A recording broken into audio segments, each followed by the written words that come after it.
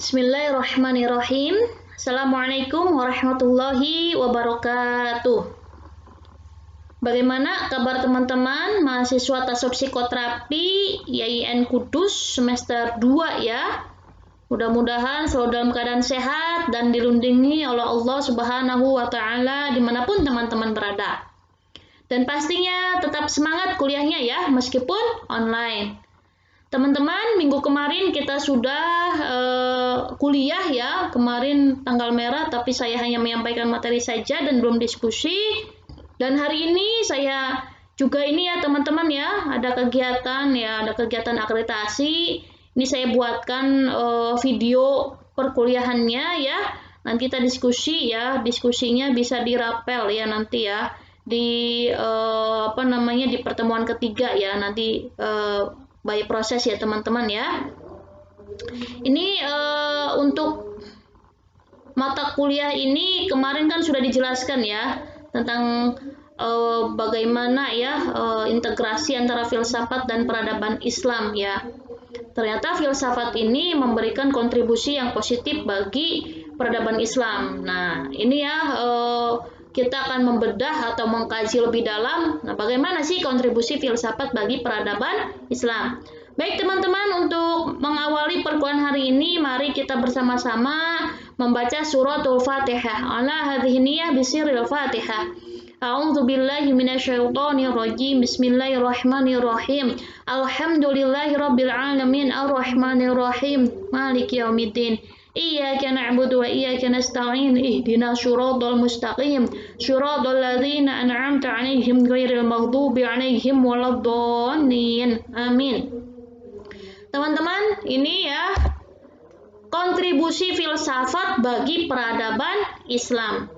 Menurut Fazlur Rahman, ini seorang cendekiawan muslim ya, cendekiawan muslim, ini lamanya beliau tuh di Amerika ya mengembangkan ininya ya, pemikiran-pemikirannya. Tapi ini mewarnai ya pemikiran-pemikiran Fazlur Rahman ini terhadap cendekiawan muslim yang ada di berbagai dunia ya, termasuk di Indonesia.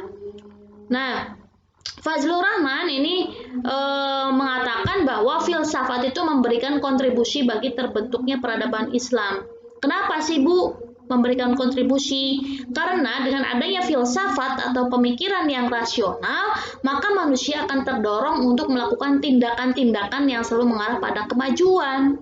Nah, tindakan-tindakan yang selalu mengarah pada kemajuan itu kan ada ininya ya, ada hasilnya. Entah itu sistem pendidikan, sistem ekonomi, politik, sosial, nah dan lain sebagainya. Yang semua itu nanti akan membentuk suatu peradaban. Jadi karena ada pola pikir manusia atau karena ada pemikiran tadi ya, hasil kreatif manusia dalam berpikir sehingga menimbulkan tindakan-tindakan yang selalu mengarah pada kemajuan, itu nanti akan memberikan kontribusi tersendiri bagi majunya peradaban, terutama peradaban Islam itu ya. Oke, next. Contoh sederhananya gini. Kita sebagai manusia berpikir ya, kita sebagai mahasiswa, kita ya maksudnya teman-teman sebagai mahasiswa berpikir, mengapa sih kehidupan saya stagnan, tidak ada kemajuan, tidak ada perubahan sama sekali, padahal kondisi keluarga juga menyedihkan, masyarakat di kampung saya juga menyedihkan. Saya ingin sekali merubah nasib diri saya, merubah nasib keluarga, dan merubah nasib masyarakat. Akhirnya saya memutuskan untuk melanjutkan perkuliahan atau melanjutkan mencari ilmu agar kedepannya masa depan saya lebih cerah dan jelas. Dan dengan ilmu itu saya yakin bahwa kelak permasalahan-permasalahan hidup akan dilewati dengan mudah. Nah, hikmah atau makna di balik perenungan tadi itu mengindikasikan bahwa dengan banyak berpikir atau berfilsafat maka perubahan akan terwujud. Jadi orang tuh kalau nggak mikir ya, nggak sadar, nggak aware terhadap kekurangannya, ya akhirnya dia nggak tahu apa yang harus dia lakukan, nggak tahu dan nggak mau untuk merubah. Nah kalau kita sering berpikir, sering merenung ya, kalau dalam Islam itu atau dalam tasawuf itu bermuhasabah diri ya, introspeksi diri, itu nanti kita akan mengetahui kekurangan kita apa yang harus kita lakukan. Nah di situ ternyata awal dari perenungan atau proses berfilsafat tadi itu akan melahirkan tindakan-tindakan yang itu akan mendorong seseorang untuk bergerak lebih ke depan atau bergerak maju seperti itu ya teman-teman. Nah, perubahan-perubahan yang terjadi pada individu-individu akan membentuk perubahan kebudayaan atau kelompok dan juga perubahan pada peradaban tadi ya, secara sistematis ya, pada pendidikan, pada ekonomi, pada politik, sosial, dan lain sebagainya. Nah, contoh lagi nih ketika Nabi Muhammad berfilsafat. Nah, Nabi juga mencontohkan ini berfilsafat ya, teman-teman ya. Pada zaman jahiliyah banyak sekali nih terjadi tindakan-tindakan yang tidak manusiawi ya, atau kita sebut tadi ya zaman jahiliyah, zaman kebodohan ya. Perempuan dikubur hidup. Yang kaya menindas yang miskin. Harkat dan martabat perempuan dilecehkan. Dan banyak banyak perilaku-perilaku yang tidak beradab.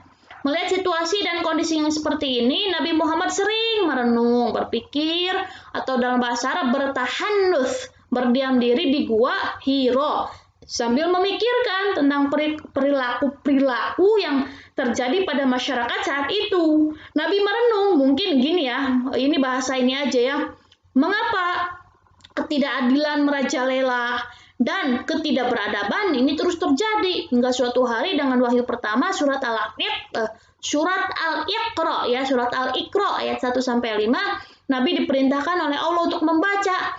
Bacalah dengan nama bacalah dengan nama Tuhanmu ya, mohon maaf ya. Iqra bismi rabbikal ladzi khalaq. Kan gitu ya.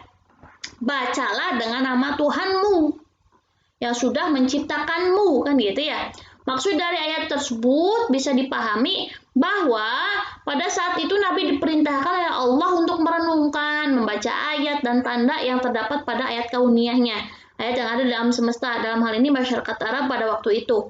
Untuk kemudian Nabi bisa nggak merubah tradisi atau kebiasaan buruk masyarakat jahiliyah pada waktu itu. Nah, oleh karena ada perintah ini, maka Nabi ya dengan penuh keberanian memberikan reaksi yang pada waktu itu mungkin bertolak belakang sama tradisi zaman jahiliyah. Ini kan sebuah perjuangan ya yang luar biasa.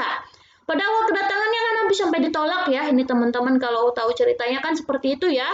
Nabi ditolak, dicaci, dianggap gila ya, dianggap tukang sihir dan sebagainya ya. Nabi kita kan seperti itu ya.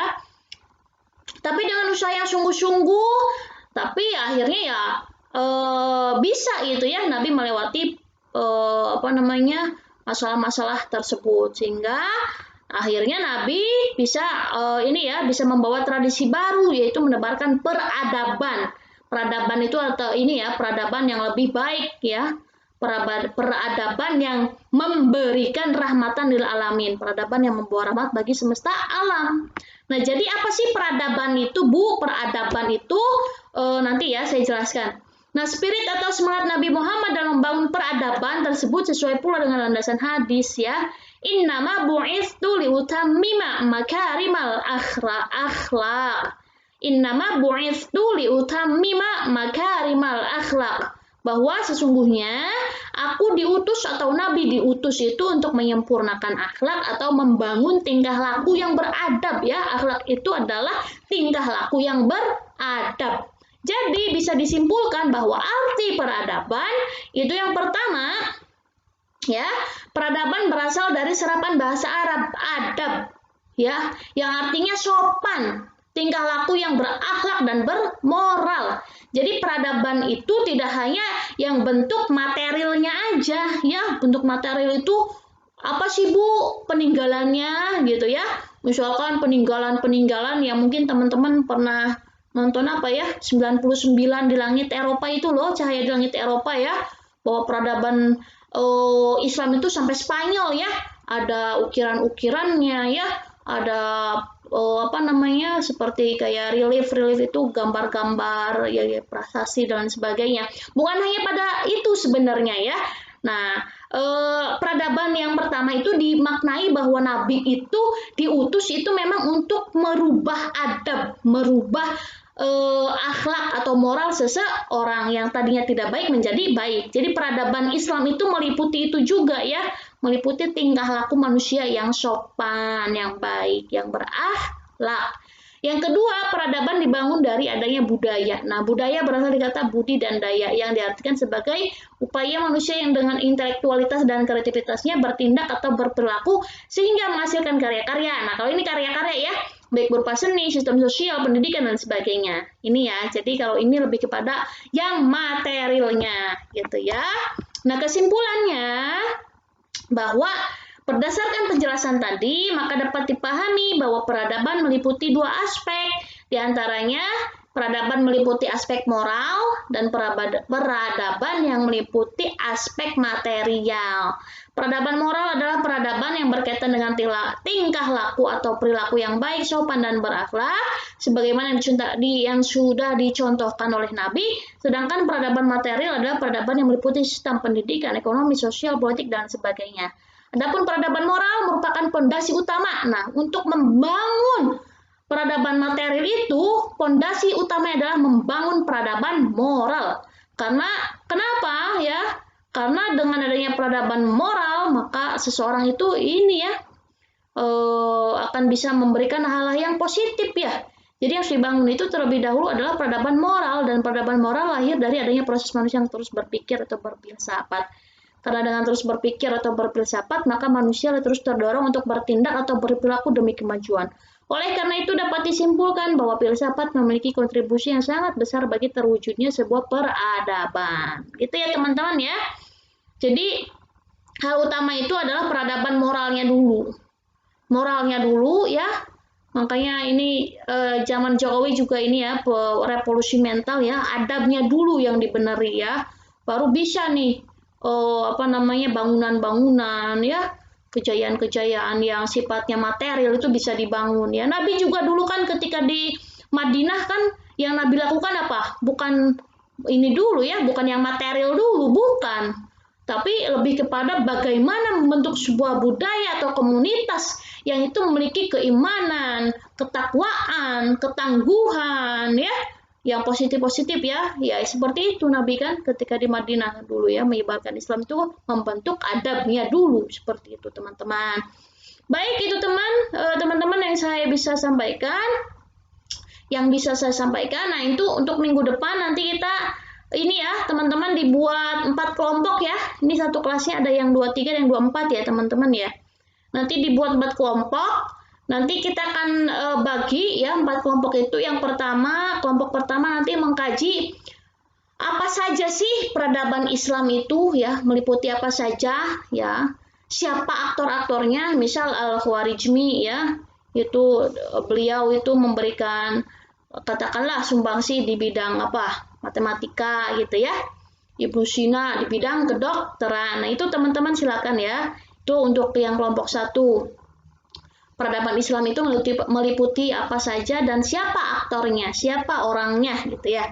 Yang kedua, nanti dibahas, dianalisis ya, kenapa sih peradaban itu bisa maju ya? Kenapa peradaban Islam bisa maju waktu dulu ya maksudnya ya. Terus yang ketiga, bagaimana nih kondisi sekarang? Apakah peradaban peradaban Islam ini maju enggak gitu ya? Bagaimana caranya untuk supaya peradaban Islam tuh selalu maju ya? Bagaimana prosesnya ya? Yang keempatnya itu respon Muslim terhadap ya fenomena sekarang, apakah sudah maju atau belum? Nanti kalau belum jelas nanti kita diskusi di WA ya teman-teman ya. Oke, itu saja teman-teman. Saya ucapkan terima kasih yang sudah rajin mengikuti kuliah dengan saya. Mudah-mudahan mendapatkan berkah dan ilmunya dari Allah langsung, karena sejatinya yang memberikan ilmu pengetahuan itu adalah Allah Subhanahu wa Ta'ala. Mudah-mudahan kita diberikan ilmu yang bermanfaat ya. Amin ya rabbal alamin. Saya tutup bila taufiq wal hidayah wa ridwan wal inayah. Wassalamualaikum warahmatullahi wabarakatuh.